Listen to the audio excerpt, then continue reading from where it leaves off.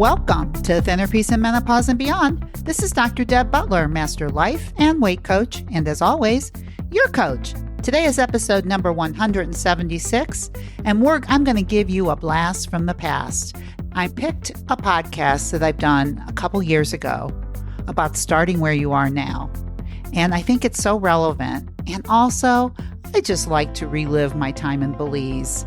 So listen to this podcast, listen to my wonderful, wonderful recount of being in Belize and looking at the beautiful Caribbean Sea. I like to listen to myself do that. And also, wherever you are, know that you can start now. Stay tuned.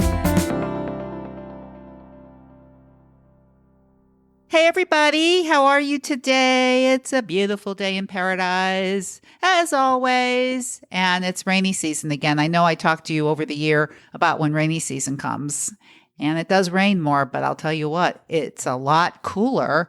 And last night we went to a movie, and I don't want to call it a movie theater because it's not, but it's like a movie. It's not even a movie screen. It's like a big sheet, but much more professional than a big sheet, sitting out over a lagoon. So it's on the other side of the Caribbean Sea. And they show movies every week, and it's called Truck Stop. And last night they showed The Shape of Water. And oh my gosh, I love that movie so much. And I also loved sitting under the stars and watching this wonderful movie. But the other thing that I want to tell you with rainy season and all, it was cold. It was so cold outside. So I think it was probably 70, but it was like I was so cold that, I had my husband's jacket on and I was still cold. Now, don't cry for me or anything, but I just thought I would share that with you. Poor me. Last night I went to a movie under the stars, saw a wonderful, wonderful movie. It was 70 degrees and I was freezing. Anyway, today, you know what I want to talk to you about? Well, I want to talk to you about a few things. The first thing I'm going to talk to you about, again, is I want to talk to you a little bit about reviews on iTunes, because I know there are a lot of you listening and there are not as many reviews as there are you people listening to me. So in order for more and more people to find this and for me to share my message, it's pretty important that if you love my podcast, that you share your review, share your thoughts about it on iTunes, because then it helps other people just like you find it. So first, I'm going to tell you how to do a review again, and I'm going to read you a review because I love reading reviews because, I'm sitting here looking at the Caribbean Sea, and I have no clue what any of you are thinking unless you tell me. So I love the reviews, so I'm going to encourage you again today to do a review, and I'm going to tell you exactly how to do it. And then the other thing I want to do today is talk to you a little bit about some sadness that I feel because some of the people that I talk to in my many sessions, and even my clients, the sadness that comes from them makes me really sad. And what makes me really happy is that I feel like I have the solution to their sadness.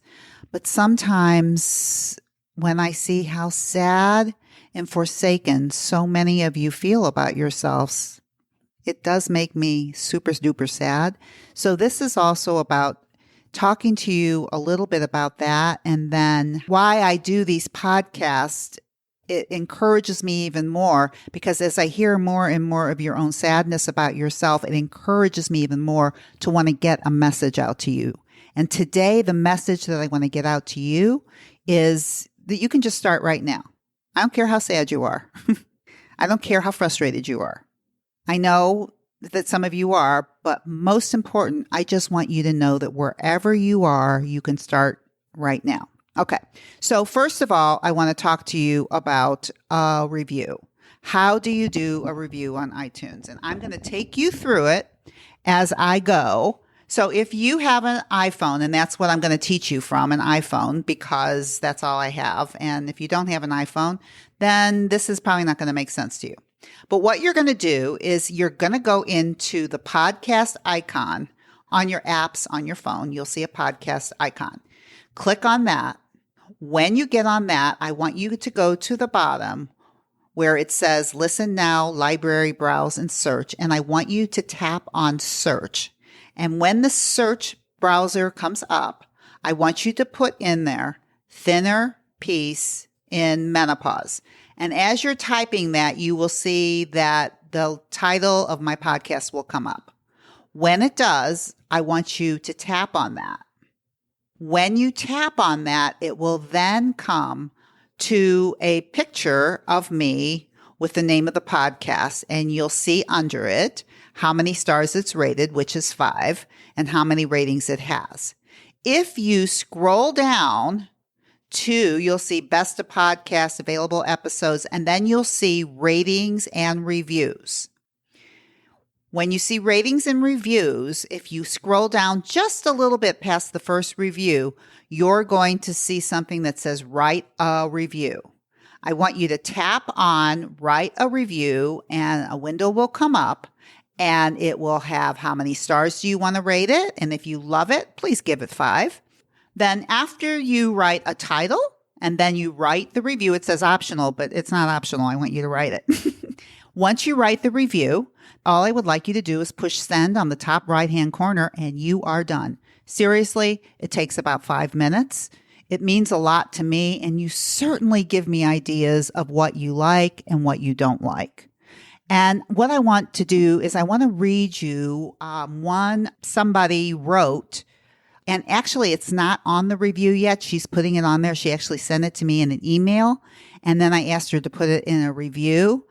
It's like, you guys, if you're going to write me emails, I love your emails, but I'm the only one that reads it. So if you love it, then you put it on iTunes. And not only do I get to read it, but you get to share it with so many people. And I get to share this message because more people will find it. Okay, so anyway, this is what somebody just wrote to me. And if you remember on my last 3 podcasts, I wrote all about urges and all about this age-old technique from the Buddhist philosophy on how to stop urges. And I asked people, in my blogs and even in the podcast to tell me what you think about it. So here's what one person wrote about it. And this is actually a wonderful review. It gives me a lot of information. And at the same time, it will help you find me if you want to. So here's what she wrote. You have brought clarity to my life since I first listened to you back in August. Since then, I've lost 40 pounds.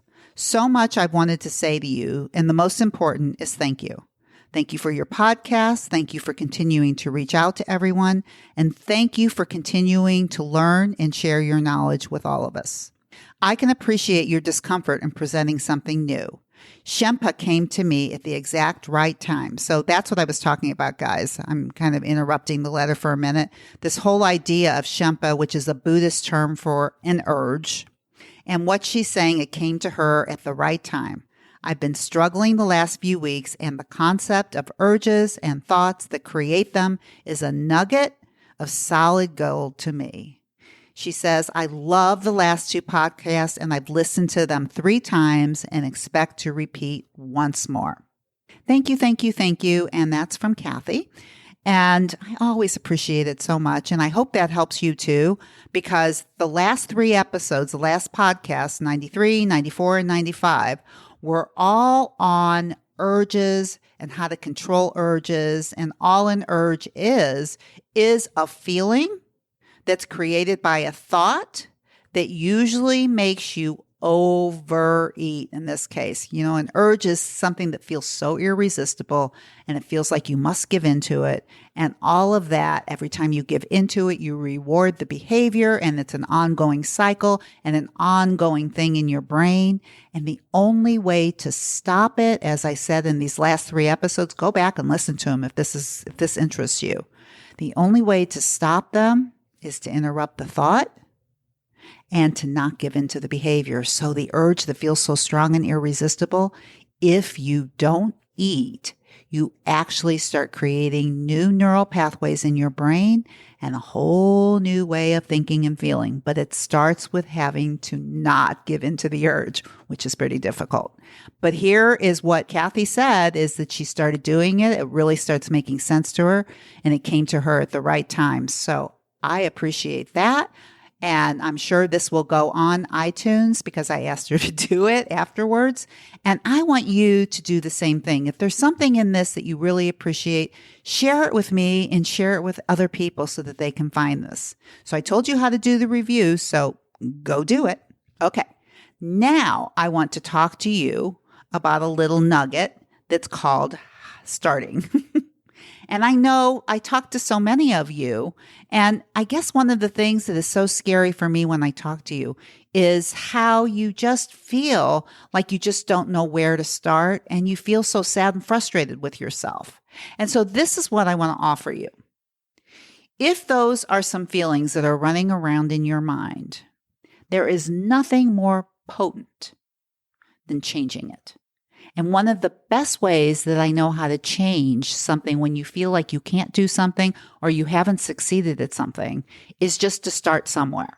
So this is what I want to offer you today, that if you've heard some of my podcasts or if you've been listening for a while, but you're still having trouble starting, this is what I want to offer you.